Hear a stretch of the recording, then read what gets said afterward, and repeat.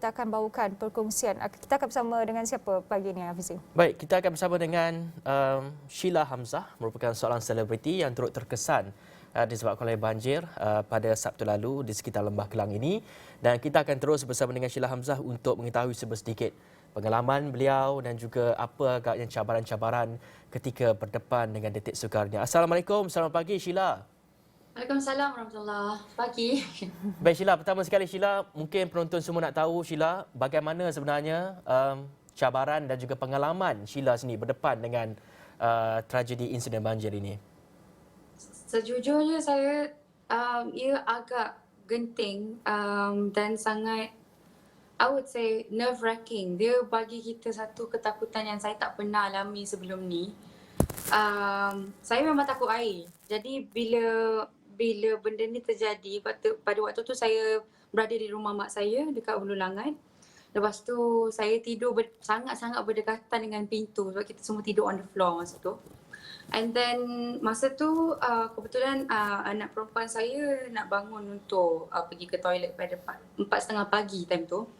And then dia pergi toilet and then suddenly my brother daripada tingkat atas turun bawah, gesa turun bawah dan kejut semua orang. Dia kata banjir sebab kawan dia yang kita Hulu Langat dekat Batu 9, ada lagi dekat dalam Batu 14 ada kawan dia stranded kat dalam, cakap air dah naik semua and warn him about yang air bakal naik lagi teruk dekat kita punya tempat lah. So asking us to keluar pada rumah. So kita tak sangka sebab bila buka pintu memang ada lagi 2 cm je air nak masuk dekat dalam rumah. Sebab rumah saya agak tinggi berbanding rumah-rumah lain. Memang agak tinggi. So kita memang terkejut lah. So kita terus bergesa selamatkan all the cats, semua bawa naik atas.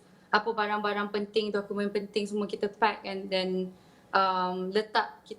Kita cuma berdoa agar dia akan selamat. Kita letak atas almari macam tu. My laptop, iPad, things like that lah, benda-benda elektronik dan dokumen penting. And then kita tak bawa apa, saya tak bawa apa pun. Saya cuma phone, bag duit, pampers anak, susu dia, satu baju dia. Itu je yang saya bawa. And kita orang dengan berkaki ayam, slipper semua dah gone dah. Masa kita orang buka, kita orang punya kasut semua dah gone kat luar. So kita orang kaki ayam keluar. And then suddenly dekat jalan tu, masa tu kita orang punya air level dekat dalam rumah masa kita orang keluar dalam pukul 6 pagi, dekat lutut tau. Bila kita turun bawah dekat jalan, keluar daripada rumah, dia terus sampai dada. Nasib baik saya suruh anak perempuan saya pakai floats untuk just in case lah kan. So memang air tu sangat-sangat deras. So kita semua pegang tangan dan jalan ke jalan raya yang kat atas tu lah. So kita sama-sama jalan cari tempat yang kering yang tinggi sikit. It was we were lucky lah, I would say. Sebab masa tu memang tak fikir apa dan memang terus keluar je. Sebab at first kita ingat kita akan selamat kat tingkat atas. So bila semasa during kita selamatkan kucing tu, kita tengok air memang cepat naik. So kita memang tak tunggu, kita terus keluar lah. Dalam kejadian yang seperti yang Sheila sifatkan sendiri, sangat pantas berlaku. Apa yang bermain di fikiran ketika itu dan mungkin apa yang terlintas dari segi bentuk bantuan itu, apa yang diperlukan ketika itu selain daripada perlu berfikir nak kena berpindah ni. Jadi apa lagi bentuk bantuan yang apa yang diperlukan, what's going on at that time kan sebenarnya? Saya rasa lepas kita dah pergi tempat yang tinggi and then kita wait for help, memang masa tu memang tak ada orang datang lagi untuk bantuan. Jadi masa tu obviously kalau ada bantuan pun diorang semua akan pergi ke dalam lah, Hulu Langat yang lebih teruk yang kat dalam. Jadi masa tu memang call lah semua kawan-kawan, siapa-siapa yang masih boleh, sebab kebetulan memang ada dekat Bandar Tun Hussein On, dekat opposite Hulu Langat tu, dekat situ tak banjir. Jadi ada kawan-kawan yang duduk situ minta tolong sebab kereta kita orang semua dah gone, memang semua tak boleh dah. So minta tolong dia ambil kita. So luckily kita ada seorang jiran ni pun dia memang sebab Hulu Langat memang selalu banjir, tapi dia selalu banjir kat dalam yang tak adalah teruk sangat kalau dekat kita punya kawasan perumahan. So dia dah standby kereta, dia dah letak kat atas. And dia ada 2 kereta and dia bagi satu kereta dia, satu MPV dekat my family. So kebetulan ada MPV tu and also kawan my mother untuk ambil kita orang. Untuk keperluan tu memang saya rasa sebab kita orang masalah las pinggang, jadi memang keperluan tu lebih kepada selain daripada makanan, baju-baju lah, baju dalam, pertukaran tu kan. And then memang sejuk. And then badan-badan semua jangan cakap lah, memang kita memang gatal. Allahu Akbar. Tak tahu nak cakap macam mana. Ya, Memang lebih kepada tu lah. Saya rasa saya memang berterima kasih banyak-banyak kepada orang yang sudi tolong and kepada semua sukarelawan yang tolong masa-masa banjir ni, and sesiapa yang bagi donation, sebab memang punah. Semua memang ranap rumah everybody. Kalau tengok berdalam dekat Ulangat tu memang sedih sangat. And bukan tu saja, rumah nenek saya dah sampai bumbung dah dekat Labuan Dagangan. Keadaan memang sangat-sangat genting sekarang. Nenek saya ditempatkan buat masa sekarang dekat sekolah, and diorang cakap sekarang ni water level naik lagi, and tak tahu kalau sekolah pun tempat yang selamat. Itulah. Itulah dia. Sheila, visual yang kami mainkan ini adalah perkongsian dari Sheila sendiri. Kita lihat ia adalah visual selepas air itu selepas dan sebelum, surut. so masa during kita tak ada. Tapi kalau kita lihat visual selepas itu, lumpur dan sebagainya, satu rumah. Tebal. Ya. Sangat-sangat tebal. Bagaimana proses pembersihan itu ketika ini, Sheila, dan adakah ia masih lagi berterusan, dan difahamkan itu rumah di Ulu Langat. Kini Sheila berada di tempat lain.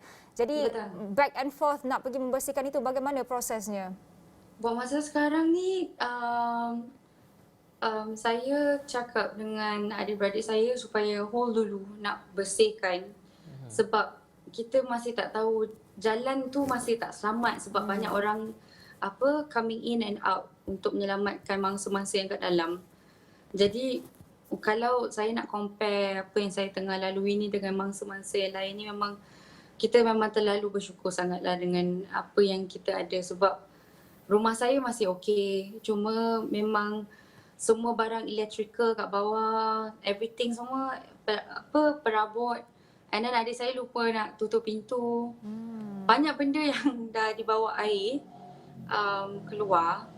So itu kalau dibandingkan dengan orang yang kehilangan tempat tinggal, rumah mereka, saya rasa buat masa sekarang kita masih okey. Cuma proses pembersihan tu kita lebih kepada nak beli water jet and things like that. InsyaAllah benda tu akan boleh buat ramai-ramai, insyaAllah okey. Tapi kita belum start lagi sebab kita orang pun masih takut lagi nak pergi sana. Cuma mak saya mungkin akan ke sana sekejap untuk bagi kucing-kucing makan.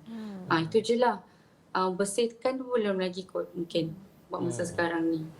Dan mungkin dapat beritahu sedikit mengenai perkembangan di sana, air sudah surut ataupun tidak pertama, dan cuaca di sana bagaimana sekarang ni? Air dah surut. Dari segi cuaca tu dia tak adalah panas and tak hujan.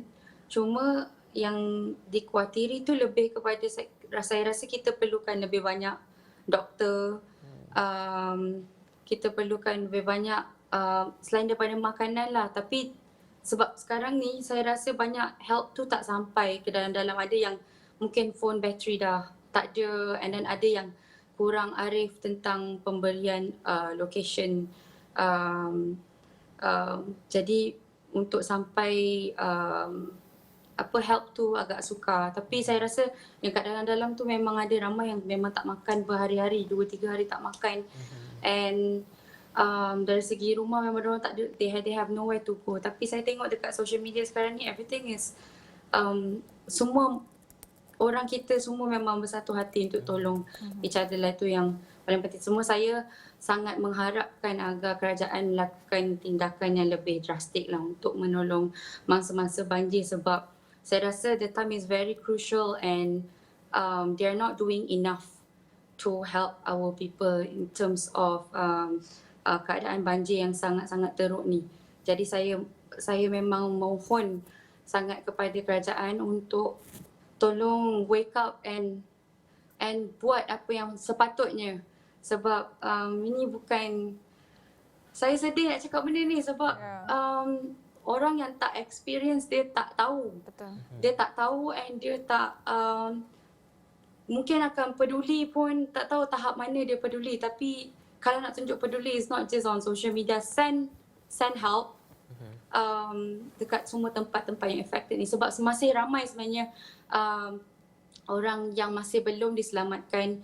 And saya nak ucapkan takziah juga pada semua mangsa-mangsa yang meninggal dunia, mangsa-mangsa dan juga sukarelawan yang telah meninggal dunia. Sebab saya tak nampak banyak benda yang direportkan buat masa sekarang ni, tapi saya yakin sudah ramai yang telah meninggal dunia disebabkan oleh banjir ni. Dan Sheila, kalau saya lihat kepada media sosial Sheila, ramai yang memberikan sokongan kepada Sheila, bukan saja sokongan moral, dan juga kita tahu sukarelawan juga banyak membantu sebagainya. Mungkin kata-kata akhir daripada Sheila, ucapan terima kasih kepada mereka, penghargaan kepada mereka semua yang sentiasa menyokong dan juga mendoakan keselamatan Sheila dan juga jiran-jiran dan juga bagi mereka yang terkesan ini. Mewakili ya. Okey, saya nak mengucapkan banyak-banyak terima kasih pada sukarelawan, pompa yang kiranya menolong tu tak kira keselamatan diri sendiri untuk menolong mangsa-mangsa yang terkesan dengan banjir ni. Saya doakan semoga semuanya dipermudahkan oleh Allah Subhanahu Wa Taala, dan cuma Allah je boleh membalas jasa setiap orang yang memberikan doa dan juga pertolongan kepada mangsa-mangsa banjir ni. Saya harapkan semua berada dalam keadaan yang lebih baik dan cepatlah kita boleh selamatkan everybody, insyaAllah.